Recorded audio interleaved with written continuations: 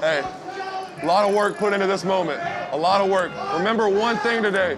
You're not alone. You got 10 dudes around you that are going to lay it on the line for you. Do the same for them. Dominate on 3, 1, 2, 3. Let's go. I'm crossing in the states. You know that I don't play. I'ma take you on a date. Yeah, I'm the 40 gang, so never switching. Ready to go. I know this from the heart, cause you know that I'm a star. And it's all came from the heart. You ain't here when it was hard. I told the world I'm Hey, gotta love this, man. Get to go out there and play some football, man. Have some fun, play for each other. Or each other for the man next to you. Hey, 60 minutes, play for one another. Hey, man, this is a hell of an opportunity. What you willing to lay on the line? Ask yourself that. Finish, grind, take a deep breath, and have some fun. Okay? If it wasn't for this headspace, that game. What is up, guys? Welcome back to Express, and it feels good to be back. You know who I'm here with. I'm here with the regular crew. And we got a familiar face came back here today to come talk some football with us. I'm here with Angelo. I'm here with Hey, guys. I'm here with one and only Mr. What the hell is happening in sports, Mr. Nero.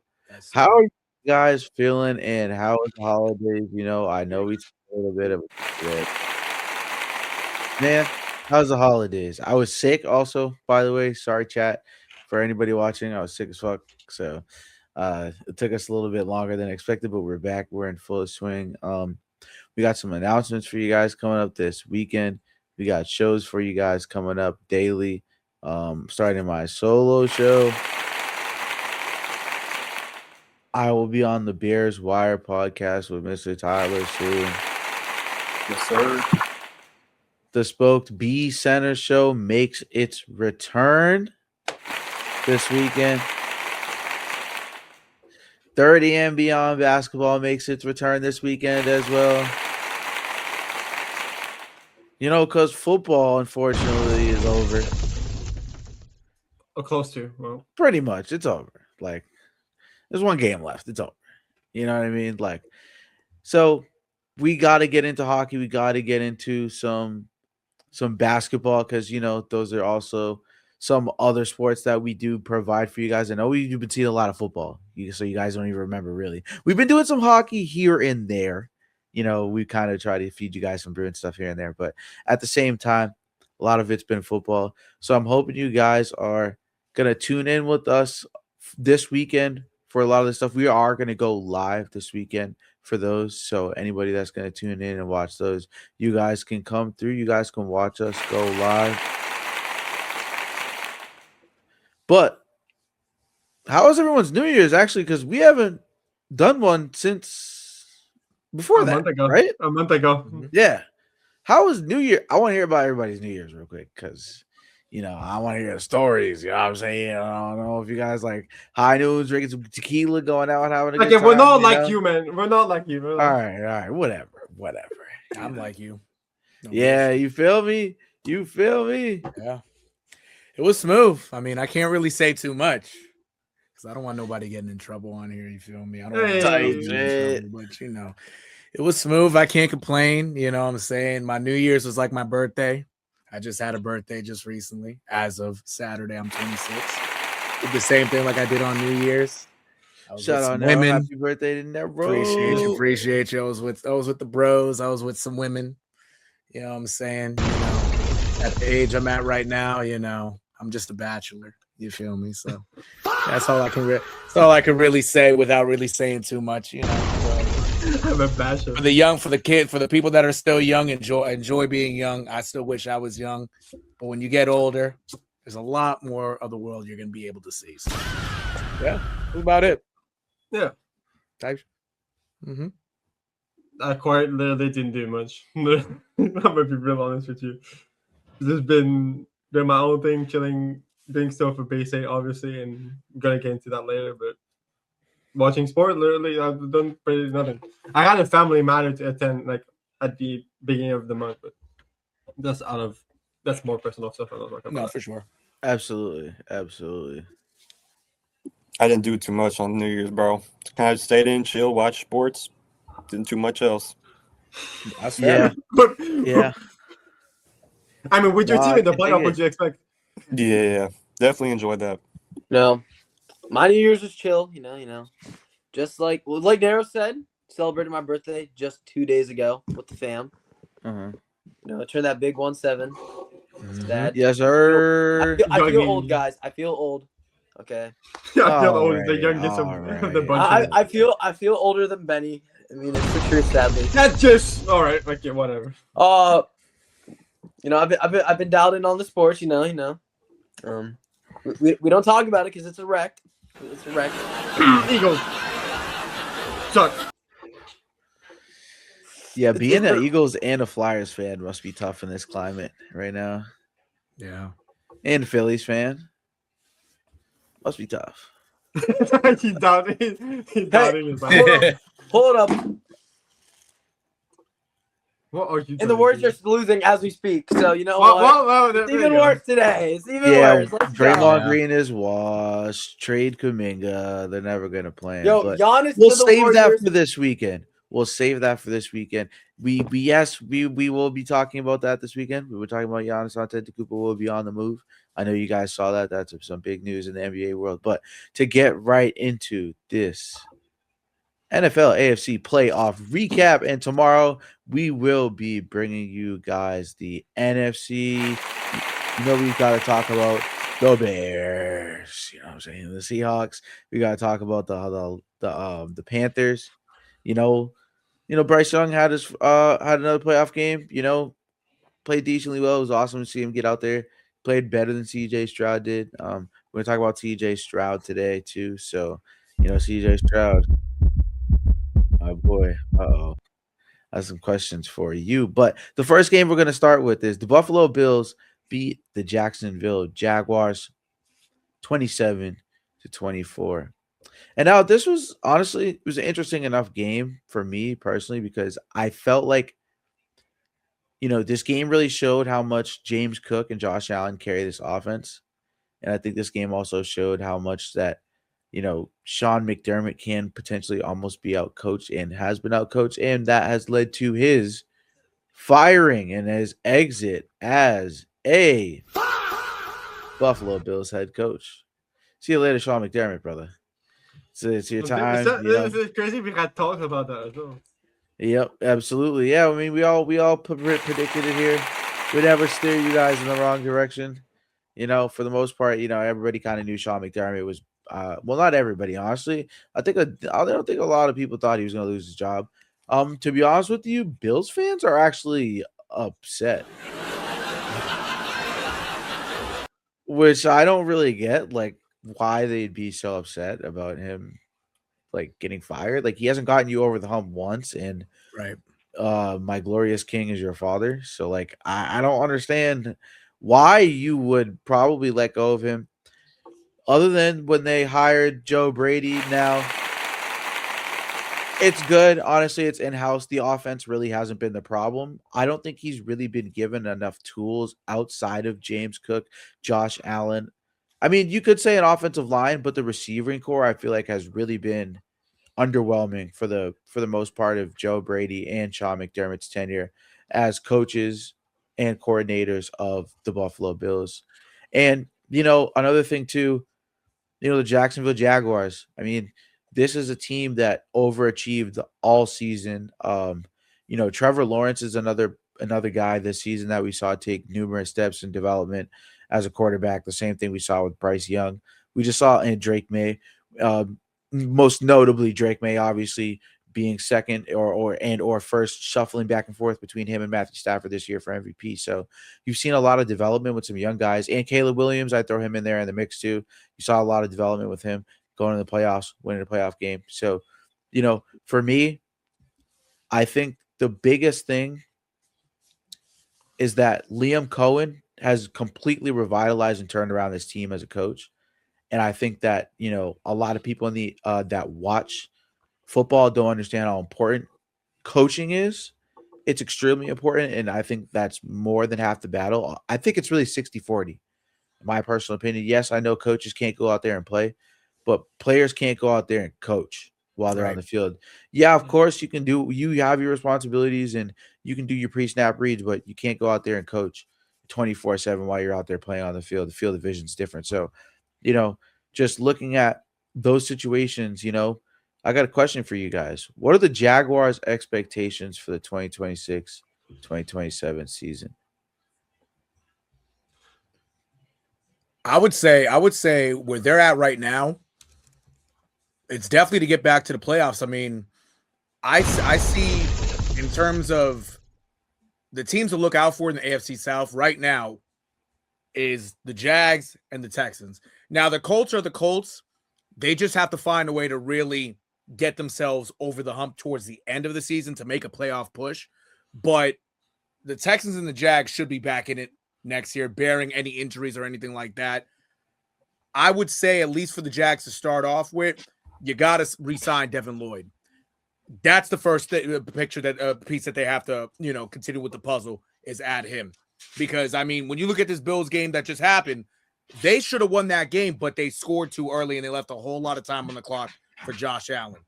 If they would have ran some more clock or figured out a way, in that last right before the 2-minute drill to get to, to score without Josh Allen having to really do too much and have less time for him to do stuff, then they probably would have had a shot to just move on to the divisional. But ultimately, they left too much time and Josh Allen advanced. But where they're at right now, I mean, they're in a good spot. Re-sign Devin Lloyd. They're going to get Travis Hunter back at the start of next year. They're in a good spot. I probably would also say they probably should also, well, they definitely should re-sign Travis Etienne. They have a good core of young players.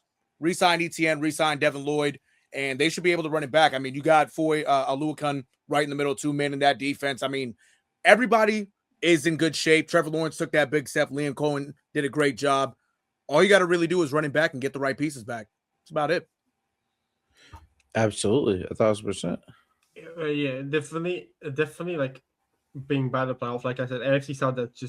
It's gonna be like Jaguars Texans next year. If it, like I said, like Nero said, if no major injuries happens, like any key players for either teams, and I just don't think the Colts would have the pieces to go back anyway, like to be back in the playoffs.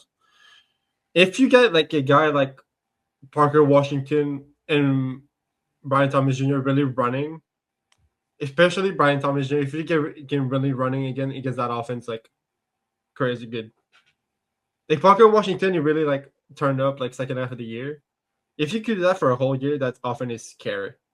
That would make them so good during the second half. They won like 8 games in a row at the end of the year. Mm.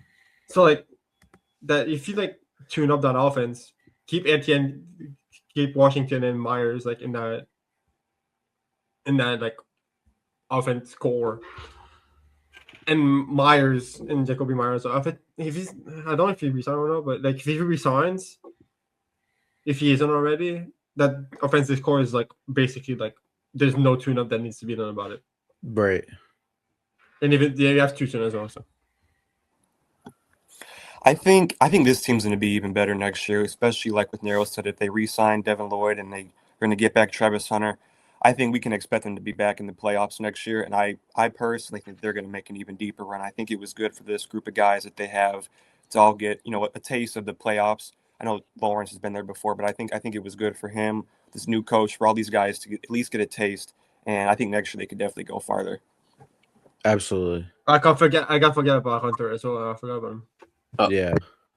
I mean, they have the pieces to like hopefully go for a deep run. I mean, just keep building around Trevor Lawrence. I mean, you get a good quarterback and you just build around him. I mean, you see it all the time. Josh Allen, what do? They build around him. You see how many times he goes to the AFC Championship but chokes. It's because it's the defense. But yeah, I just say build around Trevor Lawrence, get good pieces.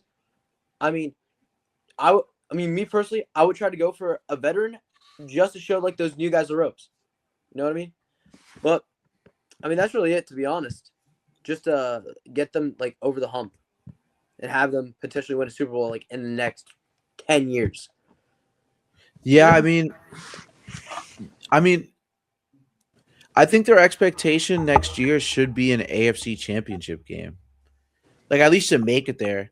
I mean, you like Nero said, a lot of you guys said like just run it back and and upgrade in certain places you need to. I think that Brenton Strange was also a guy who was a little bit banged up, but he was a healthy surprise at certain points and kind of a safety blanket at certain times for Trevor Lawrence. And I think that this Jaguars team should be proud of themselves for the way that they overachieved with for a rookie head coach this year. This is I think, was it the best record a rookie head coach has ever had? Or was like tied with somebody else? I can't remember. But best record a rookie head coach has ever had, I think, if I'm not mistaken, or he's tied with somebody else, or he is second.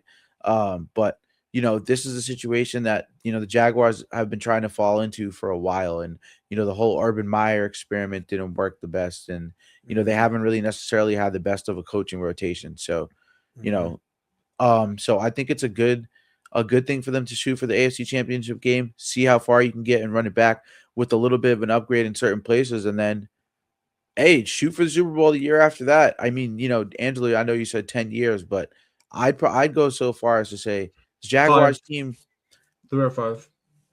3 or 5. 3. I think 3. This Jaguars team should be poised enough to. I mean, the Ravens are a question mark up in the air. You just lost Todd Monken. You just lost John Harbaugh. That's huge. You don't know what the next coaching staff is going to come in here and do. Mm-hmm. The Steelers are the Steelers. They got to figure out a quarterback issue if Aaron Rodgers retires. And then even then, Aaron Rodgers is 43 years old. So who knows if that's even a solution. Then you got I love my squad, but we are tied up with money, and we don't know what's going to go on with Travis Kelce. He might retire. It would be best for him to retire for our sake, because he's $20 million against our cap. Right. So I think it would be in his best interest to retire. Right. And he has nothing else to prove also. He proved everything in his own career, Yeah, nothing left to prove. And, I'm looking at all these other situations too around the AFC, and the Jaguars should be looking around that locker room at each other and saying, hey, why not us? Exactly. They really should the next couple of years. And look at what the Seahawks and the Patriots did this year. 2 teams nobody expected to make the playoffs, probably. To go this far all the way to the Super Bowl, none of us saw that coming. Nobody did. Mm-hmm. So I think, it's an interesting situation to see what the Jaguars are going to do these next couple of seasons, but I think the AFC Championship game should be the aim for them. And speaking of AFC Championship games, a team that recently just won the AFC Championship game beat the Los Angeles Chargers 16-3. And, it's odd because, Drake May nor Justin Herbert played awfully well in this game. It was a defensive battle. Patriots defense really showed up. A Patriots defense that has struggled at times this year against the pass. The rushing defense has been top 5 all season. So, you don't really worry about that. But overall, this team has absolutely stepped it up this playoff run. And this was the start. But, I want to pose a question to you guys. I got some interesting takes for you guys after you guys go. But, is this, does Justin Herbert officially need to be held accountable? Like, can we keep making excuses for this guy? I'm not really sure. I mean,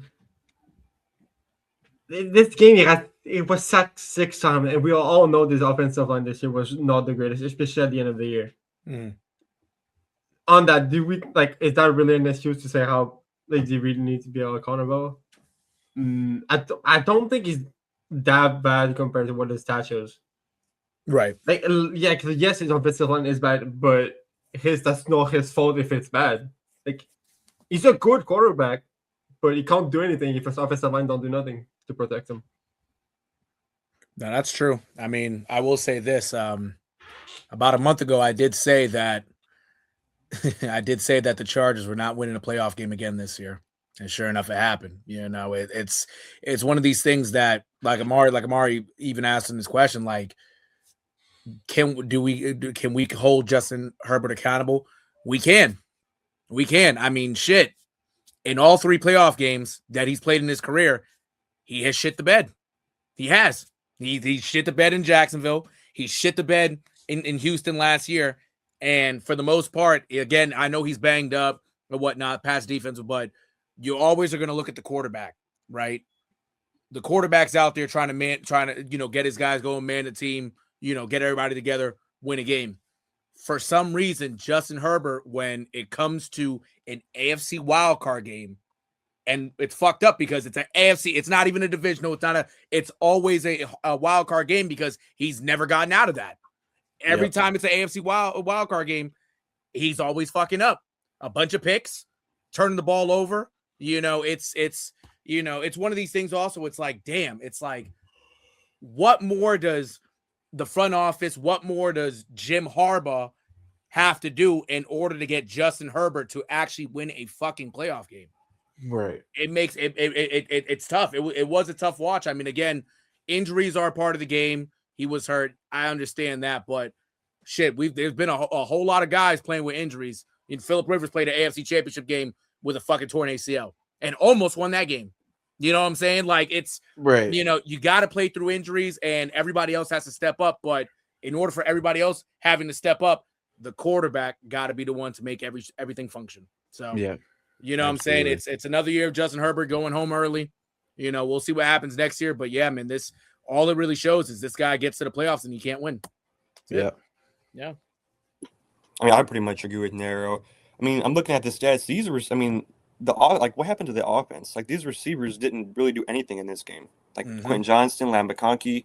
I know Herbert was hurt, but like Nero said, a lot of quarterbacks are playing hurt right now, especially in the playoffs. When you get that far into the season, a lot of people are hurt. Right. So I know that, I've said many times the O-line's terrible, and I give him an excuse on that. But, I mean, at some point, it's like, is it like, I kind of want to talk about the receivers. Are we going to blame him for them? Because, like, Quentin Johnston started off so good, and then it's like he was just a ghost at the end of the year. Mm-hmm.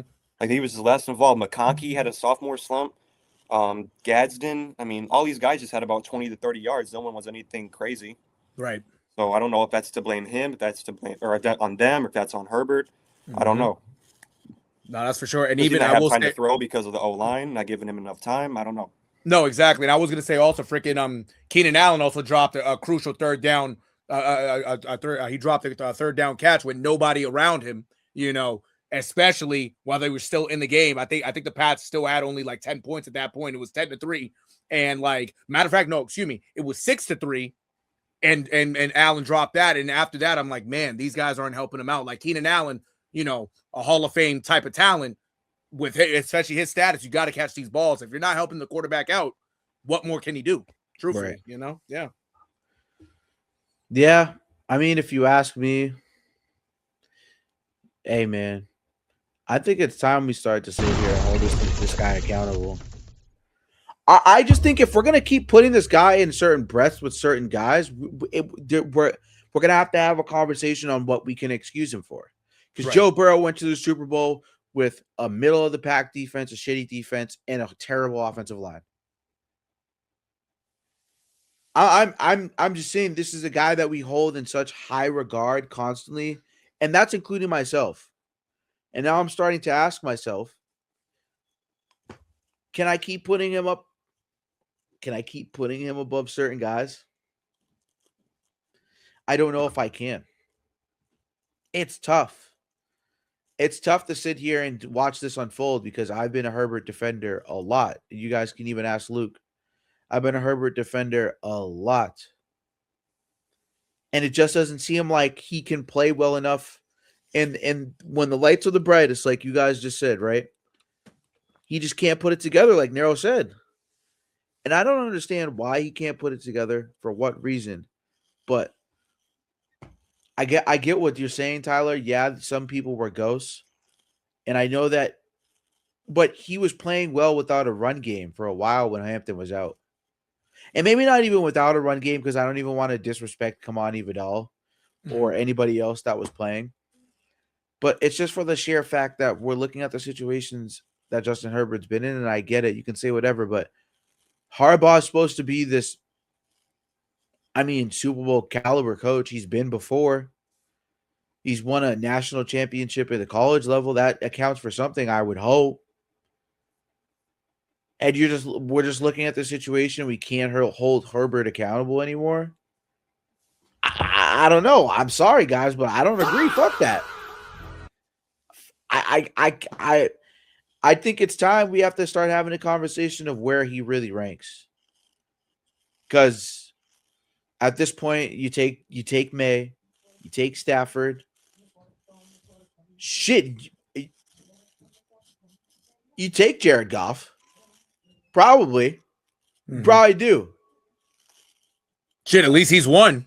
He's got to the NFC Championship. Right, exactly. At least he's won playoff games. Yeah. Bo Nix.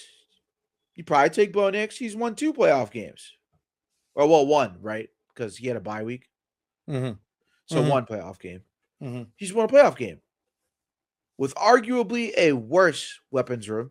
Arguably. And then you take Drake May. You take Josh Allen. Those are the obvious 2. Lamar Jackson.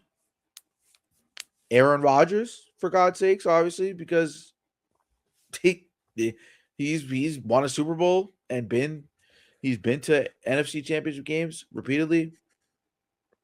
I'll take Jaden Daniels. I'll take Caleb Williams. Like, it's getting there. Mm-hmm. I might take Brock Purdy too. Mm-hmm. It's getting there. And it's not even a recency bias thing because this has been the totality of his career so far. Right. And I don't know how much we can excuse a lot of stuff. And, hey, man, and I said this, in Trevor Lawrence, listen. I said this about Trevor Lawrence. I was like, he sucks. Jury's out. And then I came around. That was after like the first year, maybe 2.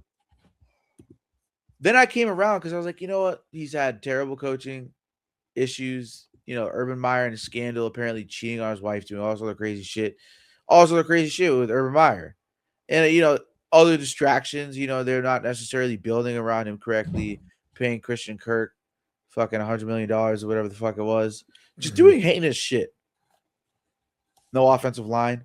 It's like, okay, that's a little understandable. It's Herbert. It's like, bro, you keep being regarded as like this top 5 potential guy, this top 7 potential guy, and you can't win a playoff game. I think it's time for him to be held accountable. And that's just what it is, honestly, at this point. But I think also for the Chargers looking ahead, does he get into that range, and will Mike McDaniel finally take Los Angeles to the next level? That's a good question. Because when you think about how Mike McDaniels is, take away from him being a head coach, when he was an OC in San Francisco, I mean, that offense flourished. I mean, you see Deebo Samuel had the season of his life. Freaking George Kittle had a great year back in 21. I mean, shoot, they got to an NFC Championship game with that offense, right? So Right. if he's just focused strictly on the offense, he's going to put Justin Herbert in the right position to success. I mean, look what he did with Tua, right? Take away Tua for this year, but the last couple of years, Tua, I mean, yeah, he had Tyreek Hill, Jalen Waddle, but Tua was he was a top 10 QB for the most part. If he can at least establish early with Justin Herbert to get his confidence, back to where it was and really open up the field in terms of having receivers like Quentin Johnson, Ladd McConkey, and even they have the other young receiver. I'm blanking on his name right now. The one that they drafted, Trey Harris, to open him up too. I mean, there's some guys that can really stretch the field, right? Yeah. And you also have Rondé Gatson, let alone the RB core and Vidal and Omarion Hampton. He has some weapons right there that he can rely on.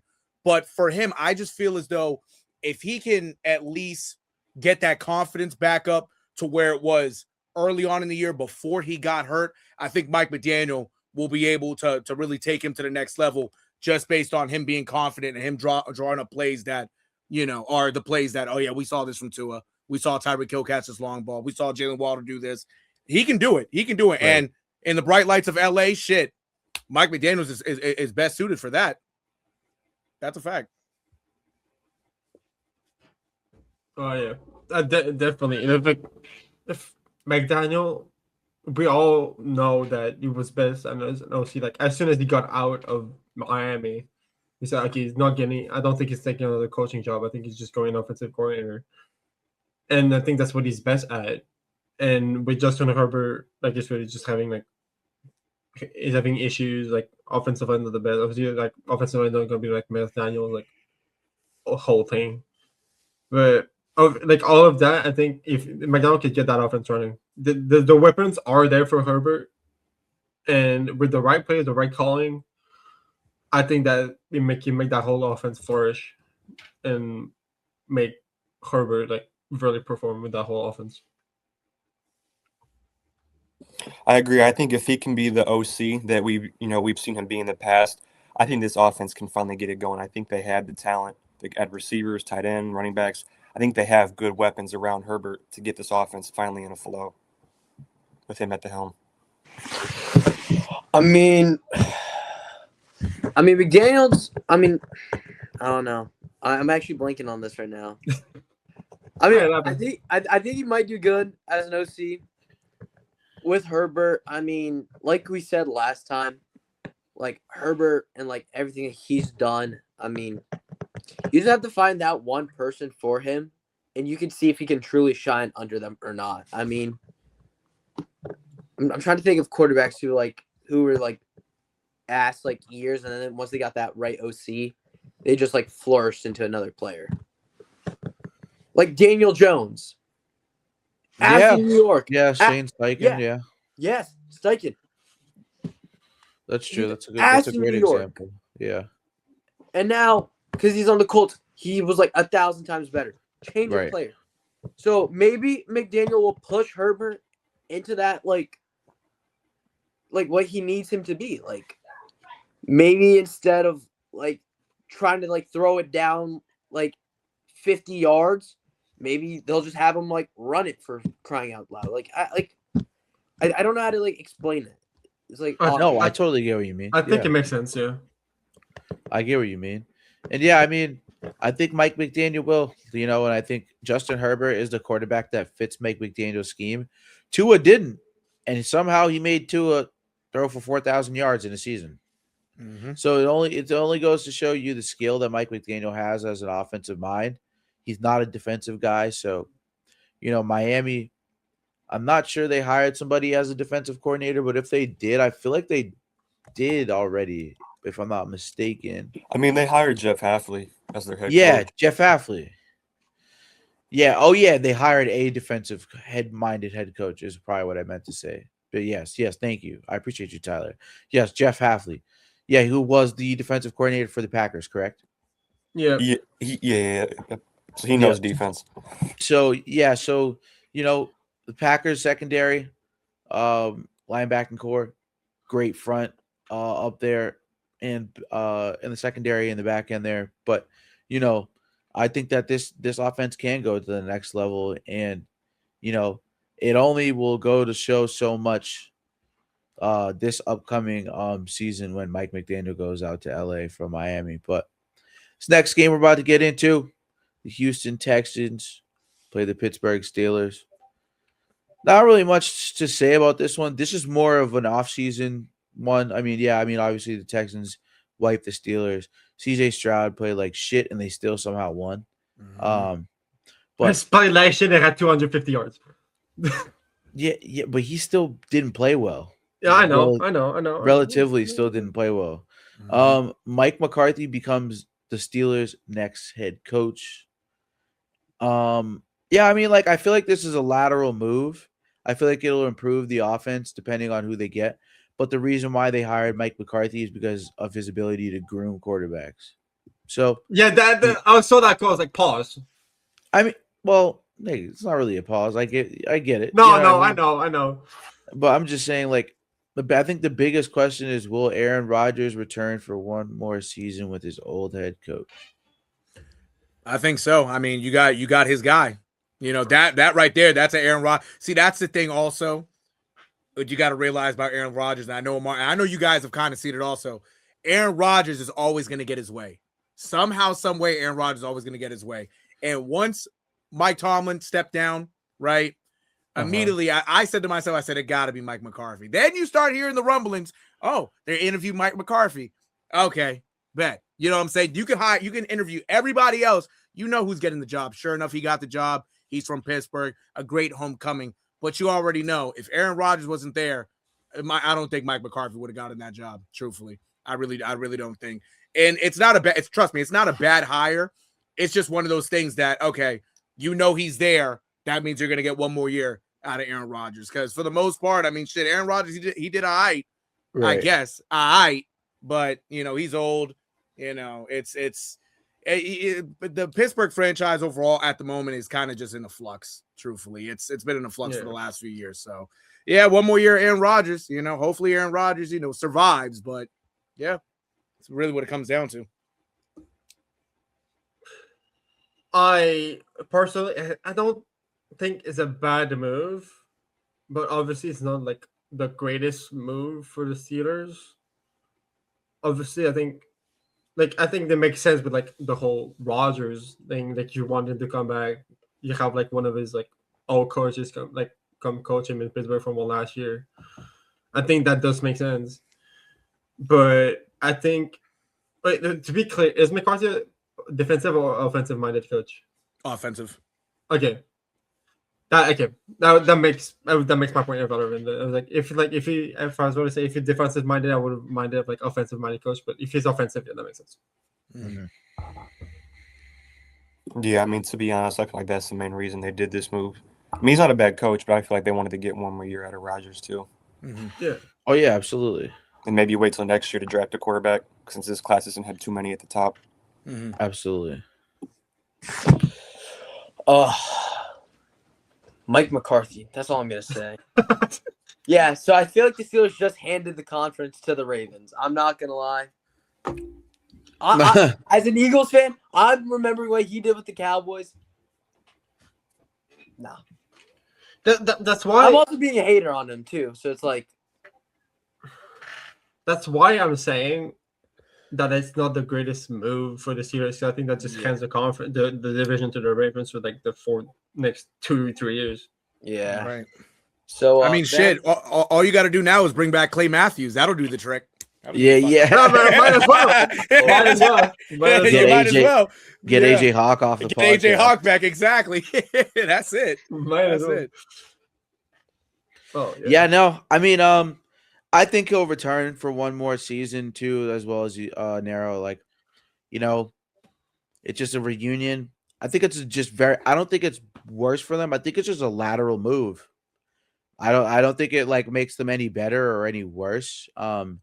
But I think when they said his ability to groom quarterbacks, that's a clear indication either they're moving on from Aaron Rodgers or Aaron Rodgers is coming for a reunion. Like, and I think it's like a 50-50 because I think when you're saying to groom a quarterback, it means to pretty much grow a quarterback. And at that point, like, are you drafting one? Like, are you trading up to draft one? But they have one in their system. So yeah, it's like Will Howard. Like, is he even ready? Like, do we even know if Will Howard is ready? Right. Who knows? So there's a lot of questions to be desired there. Amari. Yeah. Like you said, like with a coach that can like help develop young quarterbacks, I feel like that's when they would want to start developing with Will Howard. I'm not gonna lie. If you have a coach who's like very hands-on with the quarterback, I would start trying to get the youngster in there, start getting in the groove of things. You know what I mean? Yeah, I don't blame you. I think it's a great idea. The question is Rodgers, but like the question is are they going to keep Rodgers like you just said? Yeah, pretty much. That's gonna be weird if they. I mean, even if they don't, I don't think they're gonna do bad if they don't keep Rodgers. I mean, you're still gonna have like a quarterback. You still have what's his name? Mason Rudolph. Mason Rudolph. Yeah, Mason Rudolph. Is he even still on the Steelers? Yeah, it was the backup this year. Yeah, he played in the playoff game. He did. Oh, he did? Yeah, he did. Yeah. He played a few snaps. Yeah. Okay. Yeah, I mean, you still have Mason Rudolph, and then you have Will Howard. So you just go between the two and be like, all right, this is who I want, this is who I don't want playing. Like, it's just that simple. Yeah, that's what Preseason? training camp and OTAs are for. Yeah. Yeah. Preseason, you throw them both in, be like, all right, whoever produces the best out of these games, that's who's going to get the starting job. And I Right. think that'd be the smartest thing to do for the Steelers in this situation right now, because the Bengals are still going to be ass. The Browns, don't even get me started. It's probably the division is probably going to go to either the Steelers with a 9-8 record or the Ravens. I don't know. So- That division's so The- weird. The Bengals, I know, like they obviously they still have Zach Taylor, which is funny enough. The last coach standing in AFC win is the worst. Yeah. Literally. That defense, make that It's defense better. atrocious. You have Trey Injection probably most likely leaving. That offense is fine, but you have to get more pieces. Yeah. If you really have to get defense for the Bengals to win that division. Right. Yeah, that Bengals defense. And they can get that out of the draft, but I don't think for a guy like I know that name probably won't fall to them, but like Caleb Downs probably won't fall to them. That's that one guy that would need to make that whole defense better. Yeah. Oh, definitely. Well, But I don't think it's fun to them. I will say this also: if you're not sold on any of these quarterbacks when Aaron Rodgers does eventually retire after next year, I know it's too early to say, but I wouldn't mind seeing a guy like Dante Moore in that Mike McCarthy offense. Yeah. Oh, yeah. You know what I'm saying? Like if it ends up coming to that they do end up drafting a quarterback next year. If they end up drafting a quarterback this year, hypothetically, let's say, that's when you know, like, yeah, no, this you know, that QB room right now, including with Will Howard and Mason Rudolph, they don't trust them. Because if you're gonna draft a quarterback this early, I don't know, but but for sure by next year, a quarterback will be drafted for sure. Yeah. Right. Yeah. I don't see them drafting Ty Simpson at all. Yeah, facts now. What's his projected draft pick right now? Ty Simpson in the 20s, literally around their Steelers pick. Really? Okay. Interesting. Yeah, I mean, yeah, it's going to be an interesting situation to monitor. But the New England Patriots beat the Houston Texans 28-16. Now, I'm just going to dive right into this because I think it's actually an interesting question to pose. Dude, is CJ Stroud's job in trouble, and is his regression the past 2 seasons cause for concern? Because honestly, I think it is. Yeah. Literally, that might be one of the worst quarterback games I've ever seen in the playoffs. Yeah. Oh, definitely. Genuinely. How many? 4 interceptions, 3 sacks, 4 fumbles, and 4 fumbles, and that was all in the first half. Jesus. Nope. No, literally, and mind you, if you even go back to this previous game we just talked about, there was a whole bunch of fumbles in that game too. It's like, you know, and I will say this about CJ Stroud real quick, right? To combine both these games together, you can't talk shit about beating a 42-year-old Aaron Rodgers and then go to New England and shit the bed like that. And you didn't even give your team a shot to really win that game.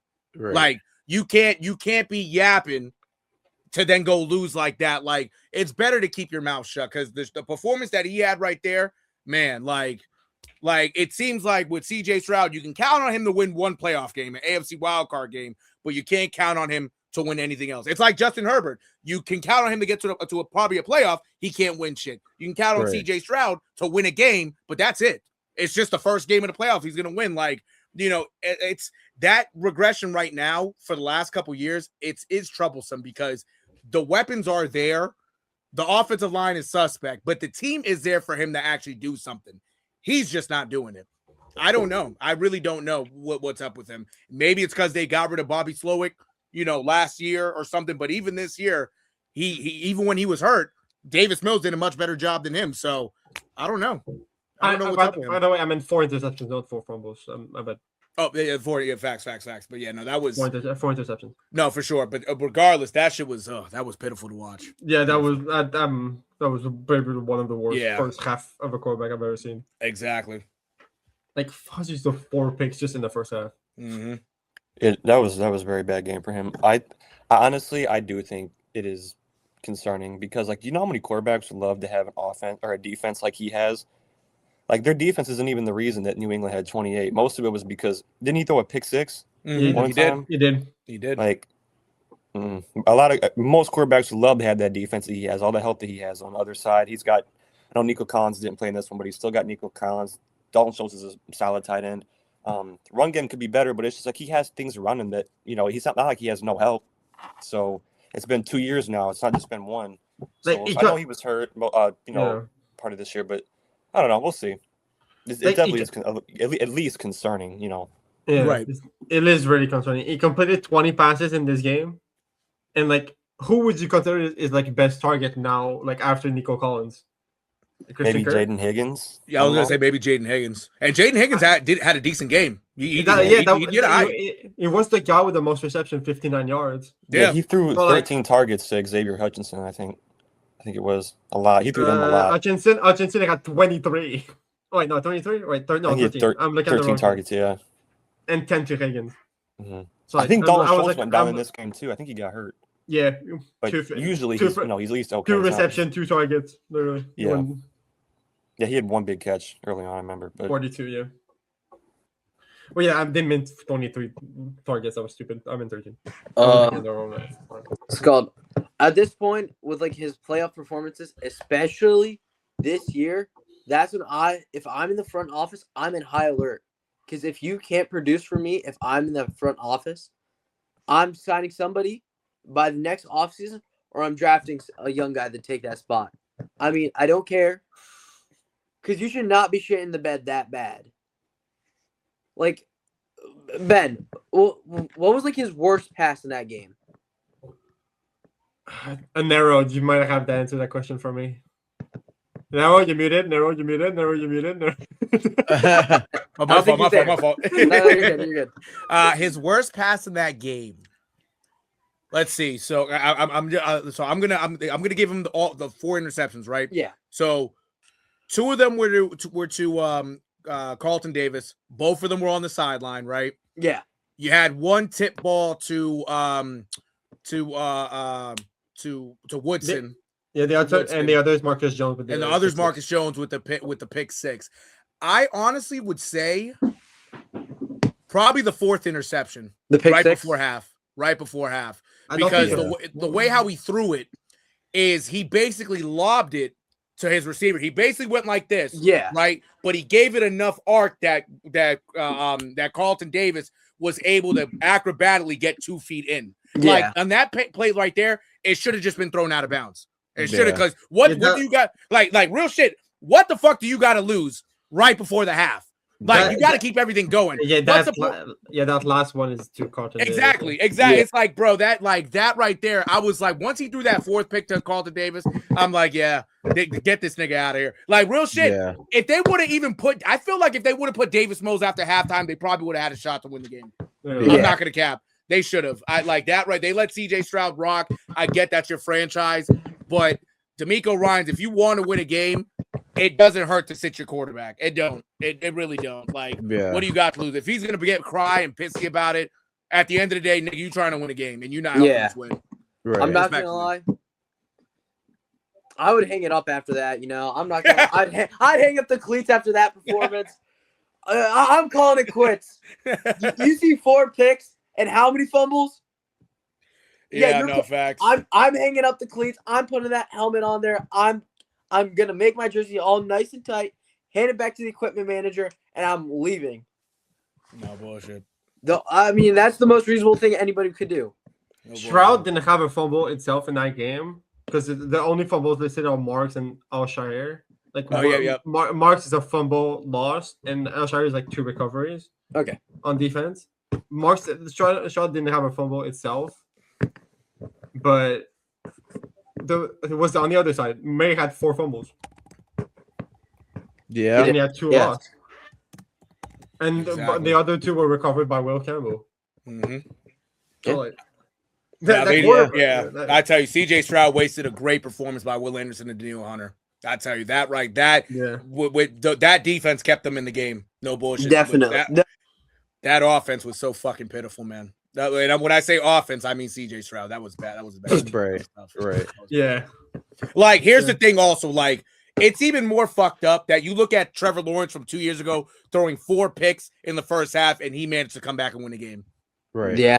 It's the life of the NFL. I tell you, man. It's funny because CJ Stroud finished with more yards than Drake May. Yeah, exactly.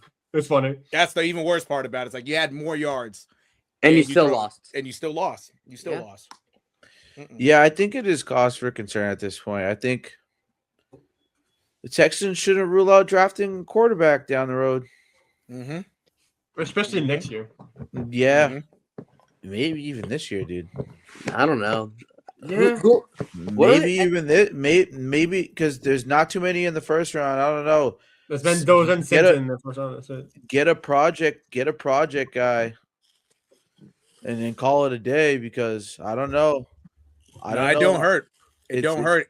It don't hurt. And honestly, some sort of contingency plan. Honestly, and Amari, I kind of like that you said that, because what if the Texans were to pull some shit off and say, "Fuck it, you're not our guy," and you trade? It would be funny that, because the one team it would kind of be interesting for him to go. Imagine you trade CJ Stroud to Arizona and he pairs up with Paris Johnson and Marvin Harrison Jr. Do it like that. You want to draft literally, because if Amari got a point, if you want to draft the quarterback this year, your prime piece to trade him to Arizona. What do they got to lose? Right. No bullshit. What do they got to offer? Exactly. And what do they got? They got some picks. Trade them like that. Like I tell you, like if you want to blow a house right now and give up on CJ Stroud, and you feel the time is right, and just get a new guy in there, and and basically D'Amico Ryans' new guy. Shit, you could do it this year. You could. Yeah. You could. Yeah. You could. No doubt. And you do got a place to trade him to. You could. No, I feel like Arizona's like the hotbed to just trade away like your wash players. Yeah, exactly. Right.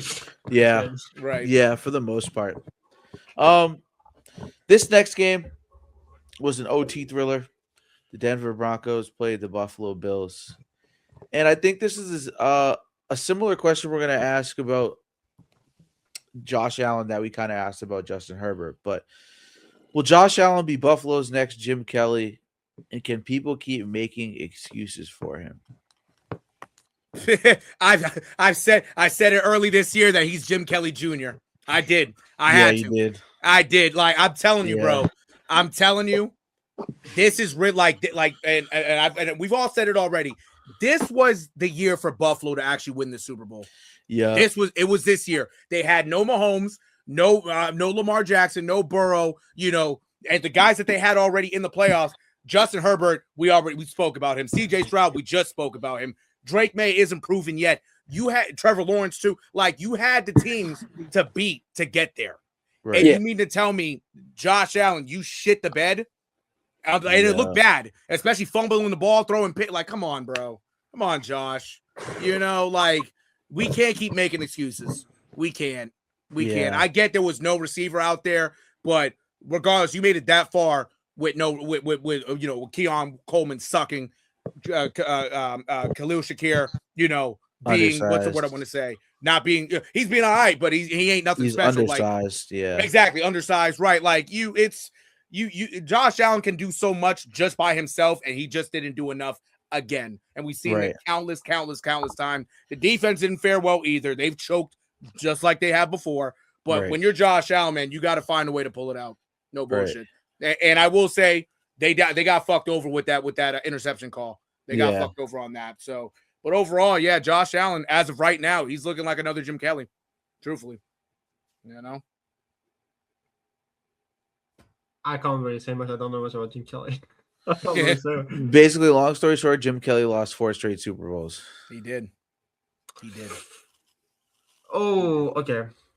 I wouldn't never won one. Okay. I assumed that part. I wouldn't go that far, but to go on the second question. I think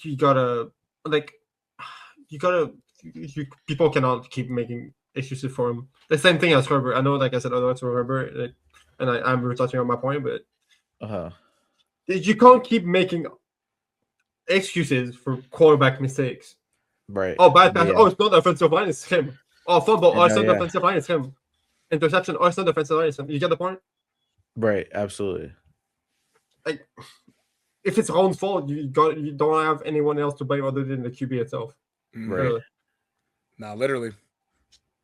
I definitely would put some of the blame on him. I'm not making excuses, but I still wish they would get him a better receiver one.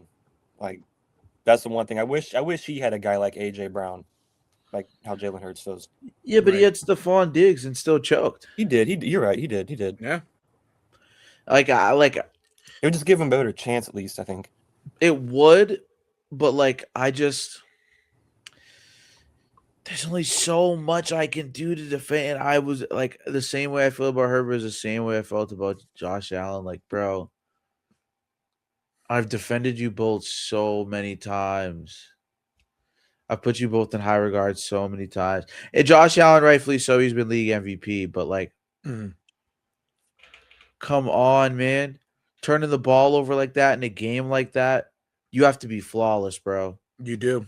Yeah. This is the NFL playoffs. You got to be perfect. Mm-hmm. And if you aren't perfect, just turn the ball over less than the other quarterback. It's pretty simple math. It's disappointing. And speaking of disappointing performances, the New England Patriots played the Denver Broncos. And it was something. It was interesting. Mm-hmm. Before we go, Angelo, I'm sorry. I apologize. No, you're good. You're good. I mean, the excuses have to stop for him because you have the media be like, oh, like it's not his fault. He needs to get these pieces. And when you give him the pieces, what happens? He just jack shit. Exactly. Yeah. He can't get the job done. I mean, well, he tried. Who did he try passing it back to when he was running? He pitched it backwards. Oh God. I'm trying to remember too. Yeah. I don't know. That's a good question, but I know what you're talking about. I know the play. He pitches it backwards. No one's there. It's like, what were you supposed to do? Just take the hit. You got a solid few yards. You could still make a drive. That's a drive killer right there. Right. So it's you risk yourself, but you also could try to win just off of risking yourself. Right. And I feel like that's what these quarterbacks right now, they're like, oh, if I get hurt, what happens this? Yeah, you get hurt. You'll be back in 2 weeks at max. Right. It's it's not like we're back in the 90s and 2000s when you have Brian Dawkins just coming out of nowhere taking your head off. Right. No. Yeah, now that's a flag, right? Mm-hmm. Yeah, you can't hit anybody anymore, unfortunately. No, literally. You're roughing the passer, yeah. Yeah, no, it's stupid. If you're out of the pocket, yeah, you're about to be a running back. You're about to get your head taken off. So what? You'll get back up. You'll throw a fucking bomb for 80 yards down the field. Right. You'll score and you'll win. And that interception was so stupid because who did he pass it to? I'm trying to remember. Oh, he passed it to Brandon Cooks. Brandon Cooks, yeah. Cooks, yeah, and they called that an interception. Mm-hmm. They both went up, right? Mm-hmm. Yeah, yeah. It was it was definitely an interception. Mm-hmm. I don't know. Because you have to survive the catch. Yeah, that's the problem. He didn't survive the catch. Yeah, that's the reason why. And if they called it a catch, they would have said. If they called it a catch, it would have been close enough for them to say that the evidence wasn't conclusive enough for them to overturn it. Mm-hmm. But it's the fact that what people don't understand is that it's the fact that the original call was an interception. Yeah, there wasn't enough conclusive evidence to overturn it because there would have had to have been conclusive evidence of him surviving the ground. Right, and he didn't survive the ground, which possession was switched. While he was pretty much, it was so close. It's a bang bang play though. It's so close, but I think they got the call right. I think in real time, getting a call like that, in real time, that's a hard thing to do. Honestly, in my personal opinion, if that was me as the ref, I probably would have called that a catch. In real time. But also remember, we actually saw that play. That's the similar play when the Bills played the Pats the second time around. late in the game when the Bills came back. Remember, Josh Allen threw a long ball to Khalil Shakir, and Marcus Jones was right there. They both got their hands on the ball. Marcus Jones pulled it away, but they blew the whistle and called it a pass interference. You feel me? So in that, it was the same situation too. So it's like, okay, so you're gonna call that an interception, right? But McMillan got there before the ball and put his hands on him. So why instead was that an interception instead of calling it a pass interference? You see what I'm saying? It's like it's one of those bang bang calls. It's like, okay, is that a catch? Oh, I don't know. Is that an interception? Oh, I don't know. Oh, actually, fuck all that. Is that a pass interference? It's like referees with a bang bang play like that.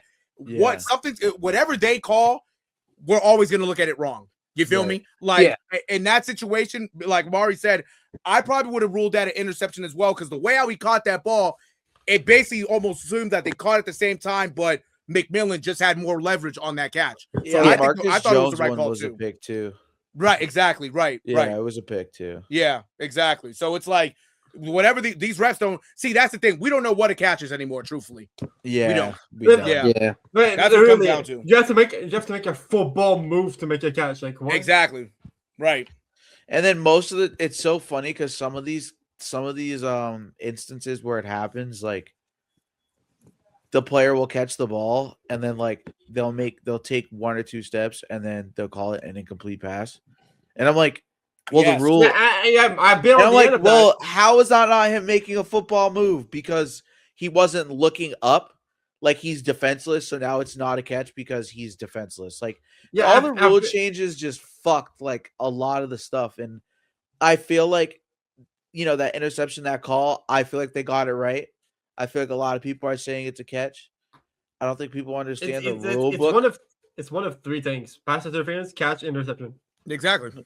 Yeah, and like I feel like that one was obviously more so closer than the Marcus Jones one. Oh, definitely. Yeah, it was definitely. Like the Marcus Jones one, they definitely got that one wrong. Mm-hmm. But like, that's definitely an interception. I don't know where the pass interference really came from on that play. Exactly. Right. But when you're looking objectively at like the Brandon Cooks one, it's kind of just like, well, okay, like, you know what I mean? Like he didn't really survive the ground, which is like been a big thing since they really started fucking around with the rules. Like you have to survive the ground, like make sure you survive the ground. And like he just unfortunately didn't survive the ground. So yeah, that was an interesting game. But the Denver Broncos move on. They play the New England Patriots. The New England Patriots beat them 10-7. The Patriots get away with another second easy schedule throughout this playoffs. Do the Patriots deserve to win the Super Bowl? I mean, of course they do. Well, for me, of course. Yeah, Yeah, of course you're gonna say yes. You feel me? Of course you're gonna say yes. You feel me?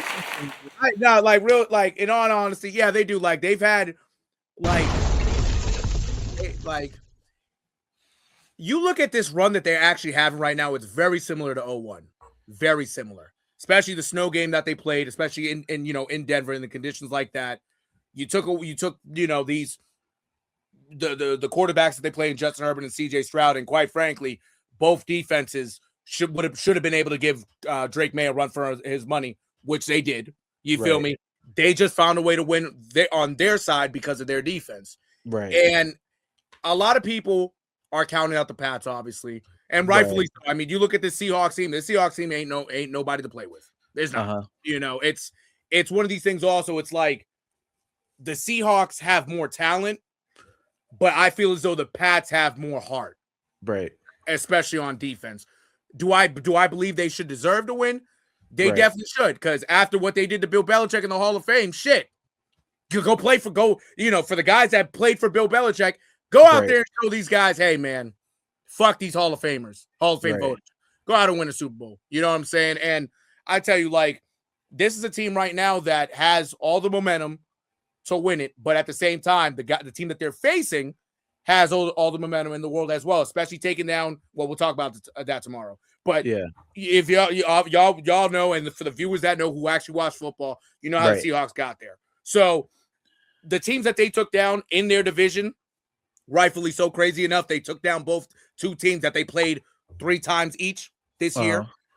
that this is going to be a game that, okay, now you're playing two teams that haven't played each other all year, that don't know each other from a lick in the wall. So Right. the Pats do deserve it, and Drake May, he deserves it, yes, but that other team deserves it as well. But hey, for me as a Pats fan, I'm taking my money on the Pats and how they won this AFC Championship game with their defense and how they clutched up. Who wouldn't want to take them? But it's going to be a tough game. I will tell you that. It's going to be Absolutely. Yeah. Well, yeah, definitely, because like you said, it's two teams that haven't played each other. Like they don't know, unless like obviously they're gonna study film and everything, but there's two teams that haven't played each other. Right. Now that do the Pats deserve to win? I mean, yes, they're here for a reason. They defeat like the best defense in the league, two of the best best five defenses in the league.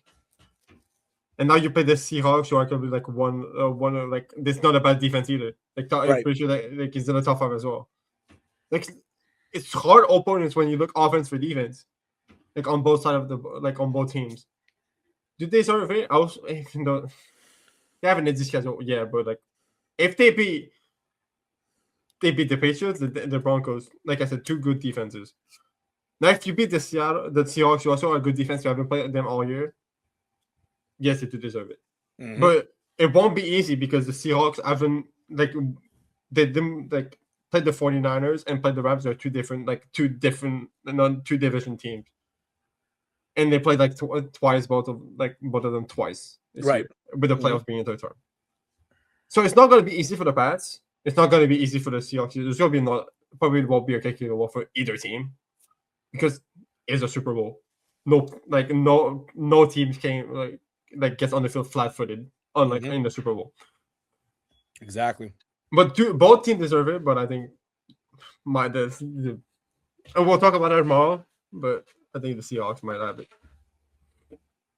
I mean, I don't think anyone would say that their playoff games have necessarily been pretty by any stretch. But I think that the fact that they've got this far, it would be hard for me to say that they don't deserve it. I think both of these teams deserve to win. Whatever team wins, I think just getting this far, they definitely deserve it. This is going to be a test like they haven't had all year, though. That's for sure. We said it all the time. Every week, I've doubted the Patriots. I didn't think they were going to beat Houston. I didn't think they were going to beat Denver, but they did. But I mean, yeah. So we'll see. That's fair. They definitely could beat Seattle. Oh, definitely. Yeah, I'm rooting for Team Meteor at this point. Jesus Christ, I don't want none of these teams to win. Yo, I'm done with the Patriots. I've grown up with Patriots in every single Super Bowl till when the Chiefs took over. And you know what? Next Chiefs Super Bowl, I'm going with Team Meteor again. You know what? I'm done with the Patriots. I'm done with the Chiefs. You know what? Just give it to the Seahawks at this point because we already know they're going to drop 50. Okay, I wouldn't go that far. God damn. No, they're dropping 50. And when they drop 50, I'm coming back in here and I'm clowning all y'all. All right, that was just me on my. Guys, I'm sorry. No, you're good. No, I don't want to say too much. I want to save it for after the Super Bowl because I got a lot of mixed feelings. I mean, not mixed feelings. I got a lot of feelings about the Super Bowl, right? And I'll say one thing. Like Tyler said, I've been doubting the Patriots a lot all year, and you got me. You made it to the Super Bowl. You're here. Are you here on another slate of easy schedule games? Yes, absolutely. In circumstances, absolutely. Did you play the Nico Collins-less Texans? Yeah. Did you play the depleted Los Angeles Chargers offensive line? And I guess you could potentially partially say somewhat coaching incompetency? Yes. And then did you play the Bo Nix-less Broncos? Yes. Did you win all those games, though? Yes, and that's why I can't hate. Because if this was really the team I thought they were, they would have lost one of those games. One of them. And they should have lost this last one. One of them. They should have. One of them. And you know what really it is, what people don't understand, too? It's that defense. They somehow just woke up. And this is the NFL playoffs, and this is the NFL. As much as I like to talk shit, you know what the slogan is, guys? It's let's get negative. You feel me? But like, I'm not gonna get there yet. I want to get all the positives out first. Here's an interesting take after this. And they got here. And the defense honestly can take credit for this, man. They can. And the fact that the defense can take credit for this is a big testament to what they've done all season as far as, you know, dealing with injuries at certain points and also dealing with certain guys not, you know, getting acclimated yet to certain systems when it comes to coaching. And, you know, this team has continuously won games week in, week out. And, you know, easy schedule or not, it's not easy to do what they've done. It's not easy to do what Drake May's done. And, you know, I'm super happy for the Patriots that they've gotten this far, you know, and I hope that they continue to go crazy. You know, as someone who's from Massachusetts, I'm from obviously Cambridge, Massachusetts. Go get that Super Bowl on Sunday. Although I am not picking you, I am picking the Seahawks. On Sunday, you mean like on February? Or well, next Sunday. I apologize. I'm sorry. I am not picking you guys. I apologize. I'm picking the Seahawks. But I would love to obviously to see the Patriots win more than the Seahawks. But just for how I feel about this game and the way that Sam Darnold has played, you know, we'll talk about it tomorrow. I got a lot to say tomorrow about Sam Darnold and the Seahawks. So, you know, that's on a positive note. On the other note, you guys already know how it is. Team meter? I not even. If the Patriots honestly don't win the Super Bowl, I think the season would be a failure. Like I think like you got this far. It's a cakewalk. You've gotten this far. I get it. You've overachieved to a certain point. But yo, if your defense has played this well the last 3 games, it better play the way it's played the last 3 games to get Sam Darnold to look like how Sam Darnold has looked his entire career. Right. If there is any game you need to get Sam Darnold to shit his pants, right now it's this one. Because he has not shit his pants in weeks. The run game has, even with Zach Charbonnet out, looked dangerous last week. And the reason why I said it's a failure is because they're playing the Seahawks. If they were playing the Rams, I'd be like, all right, you got this far. Yo, retool and bump it up for next year. Right. Bruh, it's Sam Darnold. You have to now. Especially the way your defense is woken up, you have to now. And your quarterback hasn't played like an MVP the last 3 games. I get it. But he's played 3 of the toughest pass defenses in 2 of the actually 3 of the top 10 defenses in the league the past 3 games. And he's turned the ball over a lot. And this is the reality check I was talking about earlier in the season. Granted, the team as a whole won these games. And what did I say it was? The concern was for me was the defense more so. It wasn't Drake May. I said Drake May could be a factor if they were to lose a game. But, you know, it's really been the defense. They've been the driving force. And you know, I think you're playing Sam Darnold. You got to go in there. And at this point, after, you know, they're not going to say that. They're going to say it's a regular season award. They're going to take this into account. But does Drake May deserve the MVP?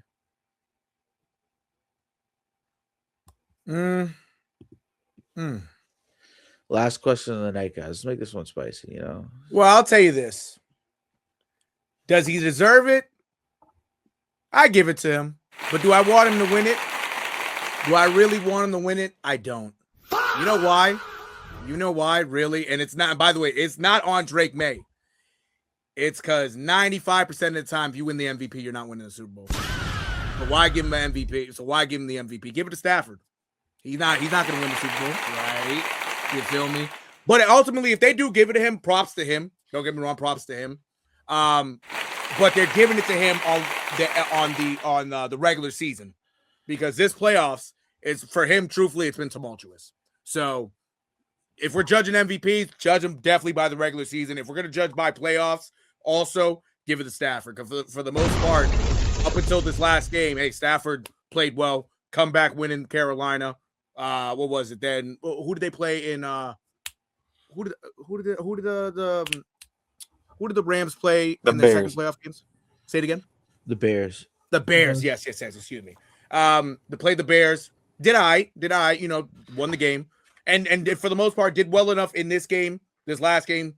We'll talk about that more tomorrow. We'll talk about all the games tomorrow. But he had a nice run, But I would assume that, the 46 touchdowns, to give it to a guy like that in a high-powered offense, I feel he would deserve it because, again, he's on his last leg, and he had his best season ever. So if you want to give it to him, give it to him. Drake May has time to get an MVP, but do I want to see him win it? Yeah, don't get me wrong, but I would much rather him not win the MVP because I'd much rather see him win Super Bowl MVP. Right. Absolutely. Exactly. So, yeah, there you go. Yeah. I mean, I'm just looking at that. Let's look at the stats here. Stafford has 12 more passing touchdowns than the second guy. Mm-hmm. Exactly. The second guy didn't even make the playoffs. Yeah, but their analytics are different. That is true. 150 more yards. The 12 touchdowns matter, but yeah. Ultimately, the completion percentage and the EPA per play and all this other stuff matters too. Especially with less talent. Right. Although I get what you're saying. He was still at 65% completion, which is not bad. Yeah. No, yeah, that's good. It's good. That's good. I mean, at least it ain't 59.9. Right. Jake May was at 72% in 17 games. Mm-hmm. But he had 15 in passing touchdowns. He probably had more in the gun, which is fine. Right. I'm not disrespecting that. He has four less than only under 300, just over 300 passing yards. Okay. To answer the question, does he deserve MVP? Yes. Does he think he's gonna get it? No. I don't think. I'm not saying Drake May has been bad, but Stafford has just been better. I wouldn't easily give it to him. No, maybe not easily because they were big in the MP conversation all year. Right. But I would probably just give it to Stafford. It's been that good. I would give it to Stafford too, but if Drake May won, I would not be mad. I definitely could say he deserves it. If you get what he did in his second year, the completion percentage, how accurate he was, is so impressive. If he had Puka and Devontae Adams, Lord knows what he would do. He'd throw for over 5K this year. Right. Absolutely. So he's at 4.4 with all of the star targets. Yeah. So I mean, I don't think he will win it because I just think they're going to give it to Stafford. But if he does win, I mean, nothing wrong with it at all. I'm really just going to go with Stafford. I'm just out of bias. No, I don't like the Patriots. I don't really like Drake May. I don't think That's fair. UNC football's ass. UNC lacrosse is where it's at, but it's true. This is true. They're pretty good at lacrosse for some reason. May do deserve it. I don't think he's gonna get it though.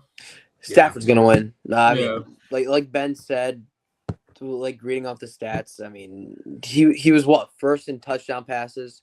Stafford, first in touchdown passes. He had who had the fewest interceptions? I think Stafford, right? If you don't count starting quarterback, if you don't count backup quarterbacks, I mean, yes. If there was probably a minimum amount of attempts, so I'm assuming you could look at it. Yeah. Yeah, I'm looking through it right now. Go ahead. He probably yeah, maybe. If I'm thinking off the top of my head, probably Drake May. Jalen Hurts at 6 in 16 games. Oh yeah. Well, he runs and he sucks. So. All right, dude. Just the hate, bro. Like I said, the media. Jackson Dart is 5 and 14. Love is 6 and 15. Rogers 7 and 16. Can't count Dart. Can't count Love. Yeah. Rogers. Dart started later in the season. He started in what week? 3 games Out like a week or two. Yes, 3 games played. Yeah, Stafford had 8 okay. picks. Yeah. Okay.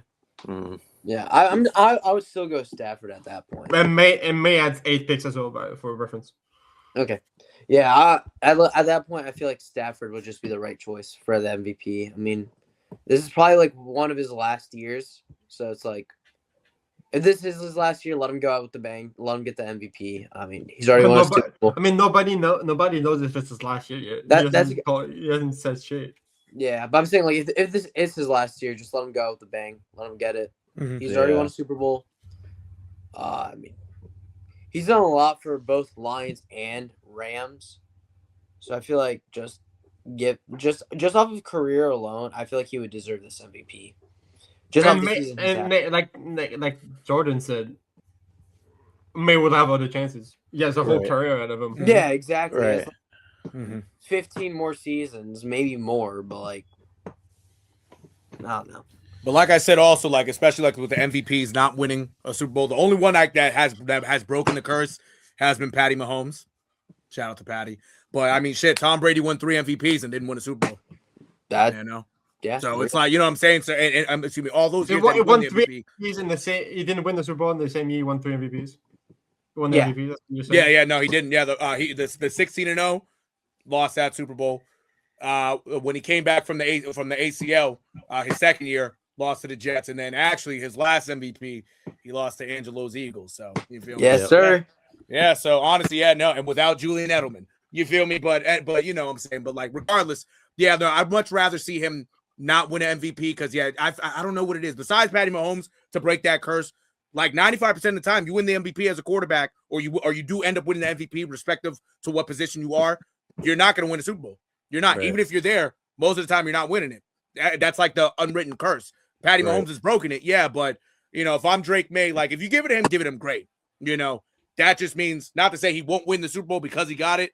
You know, it's just if that curse applies to it this year and he does win it, then it's like, damn, we shouldn't have given him the MVP. We should have just given it to Stafford.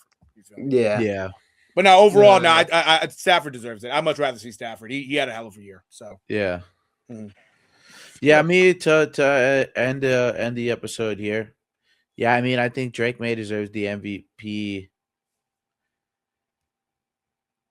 because if you were to count playoffs making it that far, but I just think Stafford's going to win it because he played harder competition and had better overall stats. Although Drake May had better analytics, I still think it matters that Stafford went up against a harder schedule.